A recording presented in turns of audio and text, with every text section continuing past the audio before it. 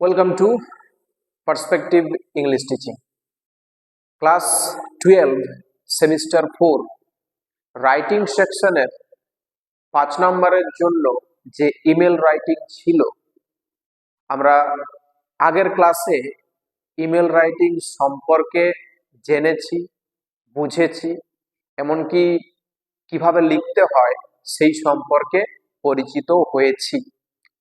আর 5 নম্বর বাকি আছে। এই 5 নম্বরের জন্য যে রাইটিংটা রয়েছে সেটা কি? সেটা হলো ব্লগ রাইটিং। ইমেলের মতো করেই ব্লগ রাইটিংটাও সহজ সরলভাবে বুঝে দেখি। চলো প্রথমে বলি ব্লগ রাইটিং এই বিষয়টা কি। প্রথমত মাথায় আসতে পারে যে what is a blog, blog কি। এই ব্লগ বিষয়টা দেখো লিখেছি কি, যে a blog is an online page. এই ব্লগ হলো একটা অনলাইন পেজ। দেখো সোশ্যাল মিডিয়ার এতটাই সংস্পর্শে আমরা আছি, এই অনলাইন পেজ বুঝতে নিশ্চয়ই অসুবিধা হবে না। আমরা প্রত্যেকটা পেজেই জানি, সবচেয়ে বড় কথা আমরা গুগলকে জানি। যা আমাদের দরকার হয় সেটা এডুকেশনাল হোক বা যে কোনো ক্ষেত্রেই হোক না কেন, আমরা অতি সত্বর ফোনের ডেটা অন করে গুগলে চলে যাই, সার্চ বারে টাইপ করতে শুরু করি যেটা আমাদের প্রয়োজন। সেই একটা পেজের নাম হচ্ছে ব্লগ। তাহলে বলছে যে a blog is an online page. Blog হচ্ছে একটা অনলাইন পেজ হয় আর যেখানে পিপল শেয়ার, মানুষজন শেয়ার করতে পারে দেয়ার থটস, তাদের চিন্তা ভাবনা। থটস মানে কি? চিন্তা ভাবনা। আমার মধ্যে যে চিন্তা ভাবনাগুলো আছে আমি যে শেয়ার করতে চাই। যেমন ধরো আমরা হোয়াটসঅ্যাপ বা ফেসবুক বা ইনস্টাগ্রাম ব্যবহার করি যারা, তারা কি করি? স্ট্যাটাস দিই। তাহলে এই স্ট্যাটাস গুলো দিই কেন? আমাদের থটস গুলো, আমাদের চিন্তা ভাবনাগুলোর উপর ডিপেন্ড করে এই স্ট্যাটাস গুলো আসে। আজকে মনে হলো যে ওয়েদারটা ভালো, আমি সেই চিন্তা ভাবনা করে একটা স্ট্যাটাস লিখে পরে পোস্ট করলাম। এগুলো আমাদের থটস এর উপর ডিপেন্ড করছে, এগুলো মানসিক বা হিউম্যান থটস। তাই বলছে যে পিপল শেয়ার দেয়ার থটস, মানুষ তাদের চিন্তা ভাবনাকে শেয়ার করে, আইডিয়াস বিভিন্ন ধারণাকে শেয়ার করে, ওপিনিয়নস বিভিন্ন মতামত শেয়ার করে, অর এক্সপেরিয়েন্সেস কিছু অভিজ্ঞতা, অন এনি টপিক, যে কোনো টপিকে হোক না কেন। বিভিন্ন টপিক হতে পারে, সেটা আমার শিক্ষা ক্ষেত্রে হতে পারে, ফুড এর ক্ষেত্রে হতে পারে, ট্রাভেলের ক্ষেত্রে হতে পারে, বা আবার অ্যাডভেঞ্চার এই ক্ষেত্রে হতে পারে। যে কোনো ক্ষেত্রেই কিন্তু মানুষজন যখন তাদের চিন্তা ভাবনা, তাদের ধারণা, তাদের পরিকল্পনা, তাদের মতামত, তাদের অভিজ্ঞতাগুলো শেয়ার করছে যে জায়গাটাতে, সেই পেজটাকে আমরা কি বলছি? BLOG, blog. আর সেটাই আমাদেরকে লিখতে হবে ব্লগ রাইটিং এর টপিকে। তাহলে ব্লগ বিষয়টা বোঝাতে পারলাম তো। ব্লগ হচ্ছে একটা পেজ, যে পেজে আমরা আমাদের চিন্তা ভাবনা, আমাদের ধারণা, আমাদের পরিকল্পনা এগুলোকে আমরা শেয়ার করি। আজ হঠাৎ করে ধরো আমাদের জানতে ইচ্ছে হলো যে হোয়াট ইজ এআই। এআই কি? এই এআই সম্পর্কে জানতে হলে আমরা কি করছি? সঙ্গে সঙ্গে গুগলে যাচ্ছি, গুগলে যেয়ে পরে সার্চ করতে শুরু করেছি হোয়াট ইজ এআই। এই হোয়াট ইজ এআই এর যে রেজাল্টটা আমাকে দেওয়া হলো, এই রেজাল্টটাই হচ্ছে আমার কাছে একটা পেজ। সেই পেজটার নাম হচ্ছে কি? BLOG, blog. এই হচ্ছে বিষয়টা। তাহলে আশা করি ব্লগ বিষয়টা ক্লিয়ার করতে পেরেছি। এরপর টাইপস অফ ব্লগ। এই কত ধরনের ব্লগ হয়, ব্লগ কত ধরনের হয়। দেখো লিখেছি কি, যে নাম্বার 1 পার্সোনাল ব্লগ। আমি ব্যক্তিগত কিছু থটস, কিছু আইডিয়াস, কিছু অপিনিয়নস প্রকাশ করছি পেজের মধ্যে, তখন সেটাকে কি বলবো? পার্সোনাল ব্লগ, ব্যক্তিগত। আবার কি এডুকেশনাল ব্লগ, শিক্ষামূলক যে তথ্যগুলো শেয়ার হচ্ছে, শেয়ার করছি, সেগুলোকে বলছি এডুকেশনাল ব্লগ। আবার থার্ড দেখো বিজনেস ব্লগ, ব্যবসা সংক্রান্ত যে সমস্ত আইডিয়াস গুলো আমরা শেয়ার করছি সেগুলোকে বলা হচ্ছে কি? Business blog. আবার নিউজ ব্লগস, খবর সংক্রান্ত যে সমস্ত ধারণাগুলো প্রকাশ পাচ্ছে সেগুলোকে বলছি নিউজ ব্লগ। তাহলে ব্লগ হচ্ছে 4 ধরনের: personal blog, educational blog, business blog আর নিউজ ব্লগ। ক্লিয়ার? আর একটা তথ্য দেখো, যে ফরম্যাট অফ ব্লগ। এই ব্লগ কিভাবে লিখতে হয়, ব্লগ লেখার জন্য অনেক রকম পদ্ধতি আছে, তো সবচেয়ে যেটা সহজ পদ্ধতি আমাদেরকে পরীক্ষার খাতায় লিখতে হবে সেটা আমি তোমাদেরকে দেখাচ্ছি, একদম সহজভাবে বোঝো। তোমরা হয়তো দেখেছো অন্যান্য পেজগুলোতে, অন্যান্য জায়গাতে সার্চ করে দেখেছো যে ব্লগ বিষয়টা, বা হয়তো পরিচিত হয়েছো, কিন্তু আমি যেটা বলছি এই পদ্ধতিটা একদম সহজতম একটা পদ্ধতি, যে পদ্ধতিকে ফলো করে তুমি 5-এ 5 অবশ্যই তুলে নিতে পারবে। প্রথমত দেখো, একটা এভাবে চারকোনা বক্স আমাদেরকে খাতার মধ্যে কাটতে হবে, বক্স। তো আমি বলবো এই বক্সটা প্রথমেই টেনে দিও না, আগে লেখাটা লিখে নিবে, তারপর ছকটা টানবে। এবার এই তথ্যটা তোমাদেরকে দিচ্ছি যে এইখানে দেখবে একটা অংশ পাবে, এই পাশের আর একটা অংশ পাবে, এটা এইরকম একটা ছক করতে হয়। কিন্তু আমরা ছক, এই ভিতরের ব্যাপারটা আমি বোঝাচ্ছি, এটা কিন্তু লিখবো না, জাস্ট বাইরের স্ট্রাকচারটা আমরা কিন্তু প্রদান করব। এইখানটাকে বলা হয় হেডার, হেডার, HEADER, হেডার। আর এই নিচের অংশটাকে বলবো, এইখানটা, এটাকে বলবো ফুটার, FOOTER, হেডার আর ফুটার। এরপর দেখবে আমরা বিভিন্ন যখন উইন্ডোজ ওপেন করি, এখানে বিভিন্ন ছক করা থাকে না, একটাতে দেখবে মাইনাস থাকে, একটাতে এভাবে একটা বক্স থাকে, আর একটাতে ক্রস মার্ক দেওয়া থাকে। এটা করলে মিনিমাইজ হয়ে যায়, এটা করলে একটা পেজের মধ্যে ছোট করে আর একটা পেজ খোলে, আর এটা যদি প্রেস করা হয়, ক্লিক করা হয়, তাহলে কিন্তু পুরো পেজটা কেটে যায়। এরপর যেটা আমাদেরকে লিখতে হবে, কি করব, আমি প্রথমে টাইটেল দেব, তাহলে টাইটেল থাকলো, TITLE, ঠিক আছে। এই টাইটেলের জন্য প্রথমত জায়গাটা আমরা দিলাম টাইটেল, এখানে টাইটেল রইল, যে বিষয়টা আমাকে লিখতে দিয়েছে কোশ্চেনের মধ্যে সেই বিষয়টা এখানে থাকলো। এরপর টাইটেলটা যখন কমপ্লিট হয়ে যাচ্ছে, একটা মানে টাইটেলে কিন্তু মন্তব্যপূর্ণ দিতে হবে, এই ব্যাপারটা কিন্তু মাথায় রাখতে হচ্ছে। টাইটেলের পর কি আছে, ইন্ট্রোডাকশন, কি দিলাম, ইন্ট্রোডাকশন, INTRODUCTION, ইন্ট্রোডাকশন। ইন্ট্রোডাকশনটা প্রদান করলাম, যে বিষয়টা নিয়ে লিখতে দিয়েছে সেটা সম্পর্কে সূচনা প্রদান করলাম। এরপর 3 নম্বর হচ্ছে মেন বডি, আমি মূল যেটা নিয়ে লিখতে বলেছে সেটা এরপর লিখতে শুরু করলাম, ঠিক আছে। মেন বডি আমার কমপ্লিট, মেন বডি যখন কমপ্লিট হয়ে যাচ্ছে তখন কনক্লুশন আর একটা পয়েন্ট আসছে, CONCLUSION, কনক্লুশন। এই কনক্লুশন অর্থাৎ এই কনক্লুশনে কিছু লিখতে হচ্ছে যখন আমি শেষ করছি পুরো লেখাটা। আচ্ছা, এরপর আসছে কি, কল টু অ্যাকশন, এটা পুরোটাই দেব, CALL, call to action, ACTION। এই কল টু অ্যাকশনে যারা পাঠক এটা পড়ছে তাদের সম্পর্কে মতামতটা, তাদের কাছ থেকে মতামতটা জেনে নেওয়া, এটাকে বলে কল টু অ্যাকশন। এটা একটা শর্ট ফর্ম আছে, CTA, এভাবেও কিন্তু তোমরা দিতে পারো, CTA তারপরে লিখতে পারো, বা কল টু অ্যাকশন লিখতে পারো। এরপর সেখানে স্টুডেন্ট মানে যারা পাঠক, রিডার, তাদের মতামতটা তুমি জানলে বা তাদেরকে কিছু করতে বললে। এই হলো আমাদের ব্লগ, এভাবে লিখতে হয়। এই ছকটা শুধুমাত্র আমি বোঝালাম, বাইরের আউটলাইনটা সমস্ত লেখাটা হয়ে গেলে তোমরা টেনে দেবে, কিন্তু ভিতরের এই যে হেডার ফুটার এটা কিন্তু দিতে হবে না। এটা ফলো করলে আমাদের কাছে 5 নাম্বার অবশ্যই চলে আসবে। আর এই যে ভিতরের যে বডিটা, মেন বডিটা, এখানে কি বলছি, মেন বডি, এই মেন বডিটা আমাদেরকে কিন্তু লিখতে হবে, যে বিষয়টা কোশ্চেনে বলেছে এই মেন বডি আমাদেরকে লিখে দিতে হবে, এটার উপরেই 5 নাম্বার ডিপেন্ড করছে। তাহলে পুরো ব্লগ বিষয়টাকে বোঝাতে পেরেছি তো। এরপর একটা কোশ্চেনের মধ্য দিয়ে আমি ব্লগ রাইটিংটা তোমাদের জন্য আরো সহজ করে দিচ্ছি, বিষয়টা বুঝে নাও, তোমরা নিজেরাই কিন্তু ব্লগ রাইটিং নিজের থেকে লিখতে পারবে, কোনো অসুবিধা হবে না। রাইট এ ব্লগ, একটা ব্লগ লেখো এক্সপ্লেইনিং বর্ণনা করে the positive and negative effect of social media, social মিডিয়ার পজিটিভ এবং নেগেটিভ যে প্রভাব, এই প্রভাব সম্পর্কে বর্ণনা করে একটা ব্লগ লেখো।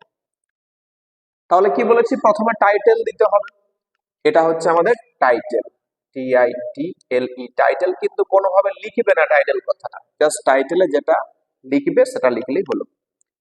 কি লিখেছি, the impact of social media, the impact of social media, social মিডিয়ার ইম্প্যাক্ট, ইম্প্যাক্টের বাংলা কি, ইম্প্যাক্টের বাংলা হচ্ছে প্রভাব, সোশ্যাল মিডিয়ার প্রভাব। আর একটু বাড়িয়ে লিখতে পারো অন আস, আমাদের উপর সোশ্যাল মিডিয়ার প্রভাব। শুরুতে কি বলেছিল পয়েন্ট, ইন্ট্রোডাকশন, কি দিয়েছি দেখো, নাওএডেজ, এখনকার দিনে বা বর্তমান দিনে, এই নাওএডেজ হলো একটা ফ্রেজ, নাওএডেজ একটা ফ্রেজ, এর বাংলা হচ্ছে বর্তমান দিনে, বর্তমান দিনে। Social media has become, social media হয়ে গেছে এ প্রাইম পার্ট, প্রাইম মানে কি, প্রধান, প্রাইম হচ্ছে প্রধান, এর পরিবর্তে তোমরা লিখতে পারো মেজর, মেজর, এই প্রাইমের পরিবর্তে মেজর কথাটা লিখতে পারো। তাহলে বর্তমান দিনে সোশ্যাল মিডিয়া হয়ে গেছে একটা প্রধান অঙ্গ বা অংশ অফ আওয়ার ডেইলি অ্যাক্টিভিটিস, আমাদের দৈনন্দিন কার্যকলাপের। ইট হেল্পস আস, এটা আমাদেরকে সাহায্য করে, টু লার্ন, টু লার্ন মানে শিখতে, কি শিখতে, various ideas of the world, এই পৃথিবীর বিভিন্ন ধারণা। তাহলে এটা আমাদেরকে সাহায্য করে এই পৃথিবীর বিভিন্ন ধারণা সম্পর্কে শিখতে বা জানতে। বাট কিন্তু if we use social media, যদি আমরা সোশ্যাল মিডিয়া ব্যবহার করি টু মাচ, অতিরিক্ত, it can cause lack of confidence, তাহলে এটা কিন্তু আমাদের ল্যাক ঘটাবে, ল্যাকের বাংলা কি, ঘাটতি, ঘাটতি, এটা আমাদের ঘাটতি ঘটাবে, কিসের ঘাটতি, অফ কনফিডেন্স, কনফিডেন্স তো আমরা জানি, কনফিডেন্স হচ্ছে আত্মবিশ্বাস, তাহলে আমাদের মধ্যে যে আত্মবিশ্বাস আছে এর ঘাটতি ঘটাবে। কিরকম বিষয়টা, এই সোশ্যাল মিডিয়ার উপর যদি আমরা বেশি পরিমাণ প্রভাবিত হয়ে যাই, তাহলে তোমাকে সাধারণ প্রশ্নটা যদি করা হয় না, তাও তুমি সঙ্গে সঙ্গে দেখবে যে আমাদেরকে গুগলের সাহায্য নিতে হচ্ছে।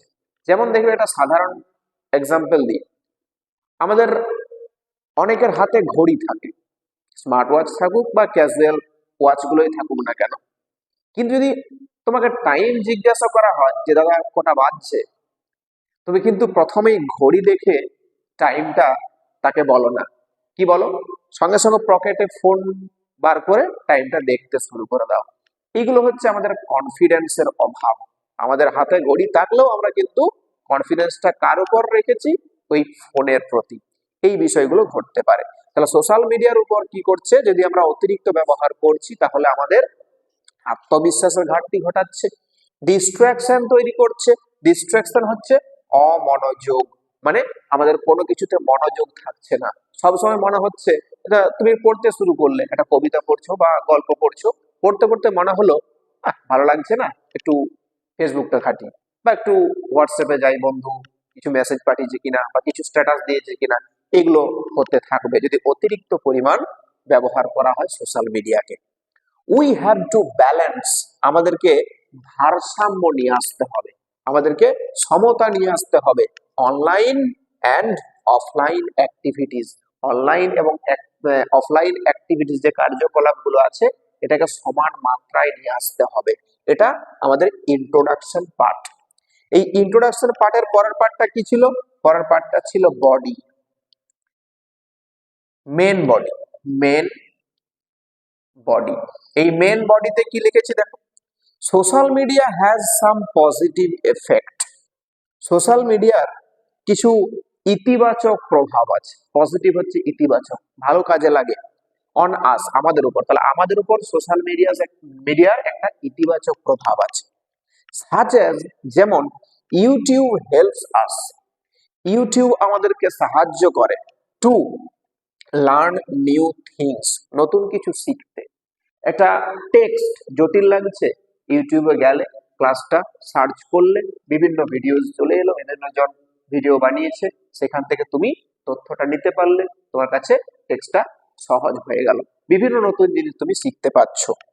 Social media allows us to stay connect with all, social media আমাদেরকে অনুমতি দেয় সব কিছুর সঙ্গে সংযুক্ত থাকতে। আজকে কিছু একটা ঘটনা ঘটেছে, সেটা আমরা বাড়িতে বসে পড়ে জানতে পেরে যাচ্ছি, এখানে ভূমিকম্প হয়েছে, এখানে আগুন লেগেছে, এখানে অ্যাক্সিডেন্ট হয়েছে, এখানে এই ঘটনা ঘটেছে, সবকিছু কিন্তু আমরা বাড়িতে বসে আমাদের নখ দর্পণে সবকিছুই পেয়ে যাচ্ছি। কাকে কাজে লাগিয়ে? সোশ্যাল মিডিয়াকে কাজে লাগিয়ে। We can express hour talents, আমরা এখানে আমাদের প্রতিভাকে প্রকাশ করতে পারছি, অ্যান্ড স্কিলস আমাদের দক্ষতা, আমাদের মধ্যে যে পার্সোনালিটিস গুলো আছে, দক্ষতাগুলো আছে, এগুলো আমরা প্রকাশ করতে পারছি। কোন কোন ক্ষেত্রে? ইন আর্ট, কেউ ভালো ছবি আঁকে, সেই ভিডিওগুলো পোস্ট করতে শুরু করছে, ফটোস গুলো পোস্ট করতে শুরু করছে। ইন রাইটিংস, কেউ ভালো লেখালেখি করতে পারে, সে তার লেখালেখিগুলো বিভিন্ন সাইটের মধ্যে পোস্ট করছে। রিসাইটিং, কেউ ভালো আবৃত্তি করতে পারে, তাও সেটা প্রকাশ পাচ্ছে। মিউজিক, কেউ ভালো গান গাইতে পারে, মিউজিক হয়তো ইনস্ট্রুমেন্ট বাজাতে পারে, সেটাও কিন্তু প্রকাশ পাচ্ছে, etcetera. It has also some negative effect, যার দেখো যার পজিটিভ এফেক্ট আছে, তার কিন্তু নেগেটিভ এফেক্টও আছে, তাহলে এর মধ্যে কিছু নেতিবাচক প্রভাবও আছে। অন আস, এটা আমাদের উপর নেতিবাচক প্রভাব ফেলে। Personal data may be misused, এখানে ব্যক্তিগত তথ্যের দুর্ব্যবহার হতে পারে। অ্যাফেক্ট আওয়ার স্টাডিজ, আমাদের পড়াশোনাতে প্রভাব পড়তে পারে, মানে নেগেটিভ প্রভাব পড়তে পারে। রিডিউস আওয়ার কনসেন্ট্রেশন, আমাদের যে মনোযোগ, এই মনোযোগ আস্তে আস্তে কমতে থাকবে। ইট ক্যান হার্ম, এটা ক্ষতি করতে পারে আওয়ার মেন্টাল হেলথ, আমাদের মানসিক স্বাস্থ্য, মেন্টাল হেলথের ক্ষতি করে। অ্যান্ড কনফিডেন্স, অ্যান্ড আমাদের যে আত্মবিশ্বাস তার ক্ষতি করে। অ্যান্ড ক্রিয়েট নেগেটিভ থটস, নেতিবাচক চিন্তা ভাবনাও কিন্তু সৃষ্টি হয়। বিভিন্ন নেতিবাচক দৃষ্টান্ত বা দৃষ্টিভঙ্গি যখন তোমরা দেখবে, সেখান থেকে নেতিবাচক দৃষ্টি কিন্তু বা দৃষ্টান্ত বা থট বা চিন্তা ভাবনা আমাদের মাথার মধ্যে আসতে থাকবে। এই গেল বডিটা। এরপর দেখো পরের পয়েন্ট কি ছিল, কনক্লুশন দেওয়া আছে। কনক্লুশন, এই কনক্লুশনে কি করেছি দেখো, যে social media is no doubt useful, social media কোনো সন্দেহ নেই, নিঃসন্দেহে খুবই কার্যকরী, but mindful use is essential, কিন্তু এই মনোযোগ দিয়ে ব্যবহার, অর্থাৎ আমাদেরকে বুঝতে হবে যে বেশি পরিমাণ নিমজ্জিত যেন আমরা না হয়ে যাই। দেখো একটা চায়ের কাপে কাপ ভর্তি চা রেখে তুমি যদি বিস্কুটটাকে ডোবাও, সেই বিস্কুটটা যদি অতিরিক্ত ডুবে যায়, তাহলে সেও কিন্তু কোনো কাজে লাগে না, সেটা গলে যায়। তাহলে কোনো কিছুর প্রতি অতিরিক্ত নিমজ্জিত হওয়াটা ঠিক নয়। তাই বলছে যে সোশ্যাল মিডিয়া নিঃসন্দেহে খুবই কাজে লাগে, কিন্তু মাইন্ডফুল ইউজটাও আমাদের কিন্তু প্রয়োজন। Use social media wisely to know the whole world, এই সমগ্র জগৎটাকে জানতে হলে সোশ্যাল মিডিয়াকে বিচক্ষণতার সঙ্গে ব্যবহার করো। লাস্ট পয়েন্ট ছিল CTA, অর্থাৎ কল টু অ্যাকশন। কি লিখতে হয় এখানে? যারা পাঠক তাদেরকে কিছু মেসেজ দেওয়া, যে শেয়ার ইট, তাদের কাছ থেকে কিছু জানা, যে share it and tell your opinion in the comments, এটাকে শেয়ার করে দাও এবং তোমার মতামতটা তুমি কমেন্টের মাধ্যমে জানাও। এই হচ্ছে আমাদের ব্লগ। এই পুরো লেখাটা লেখার পরে এটাকে একটা বক্সের মধ্যে প্রদান করে দিলে 5 নাম্বার কমপ্লিট। বিষয়টা বুঝতে পেরেছো নিশ্চয়ই। এটাকে কাজে লাগিয়ে তোমরা হাজার হাজার ব্লগ রাইটিং নিজের থেকেই লিখতে